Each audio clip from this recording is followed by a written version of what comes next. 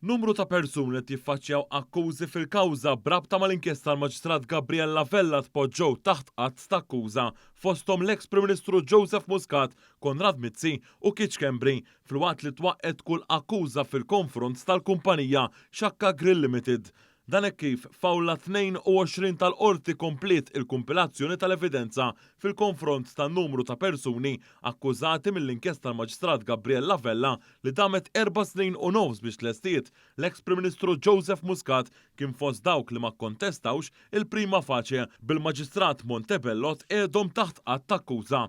Fost dawk li kontestaw il-prima faċe kien hemm Xakka Grill u l-Maġistrat ħelset lil din il-kumpanija minħabba li m'hemmx biżżejjed provi biex din titpoġġa taħt qatt ta' akkuża. Dwar din il-kumpanija l-prosekuzzjoni hawnhekk qalet li mbilli Kitch Kembri ma kienx baqa' direttur tal-kumpanija xorta jaf kellu il-kontroll tal-kumpanija minkejja dan l-avukat tal-kumpanija Dr. Franco De Bono qal li Alla ħares il-qorti tniżżel l-istadju għall-prima faċe f'dan il-livell b'dan juri l-prosekuzzjoni turi li m'hemmx evidenza.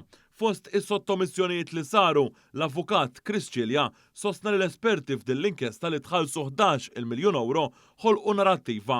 Hawnhekk semma lil Dr. Joseph Muscat b'dan is-semma f'din l-inkjesta iżda qatt ma batu għalih u f'dan il-każ quddiem il-Maġistrat Montebello batu għalih u jumej wara xied fejn intqalu affarijiet differenti minn kif ħareġ fl-inkjesta. Jirriżulta li l-proġett ta' Cyclotron fl-inkjesta intqal li kien ippjanat biex isir fl-2015 mal-konċessjoni tal-isptarijiet u l-idea għall-ewwel proġett ta' din ix-xorti kien fl-2008 kif ħareġ mix-xhieda ta' Dr. Joseph Muscat f'seduta preċedenti.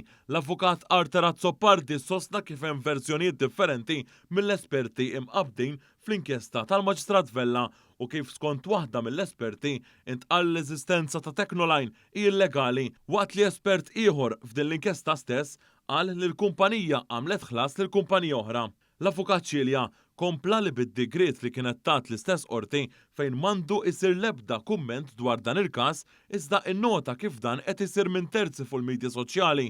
Hawnhekk semma lil avukat u l-eks deputat nazzjonalista Jason Azzopardi li ddikjara li rappreżentant tal-Malta Enterprise kien gideb taħt ġurament. L-avukat Cilja argumenta kif din il-persuna terza tista' titkellem kif trid waqt li huma ma jistgħux iwieġbu għal min ifajjar u jikdeb fil-konfront tagħhom. Dwar dan il-każ il-Maġistrat Rachel Montebello talbet lill-avukat Cilja biex iressaq rikors. Il-kawża se tissokta nhar l-ewwel ta' Awwissu li ġej.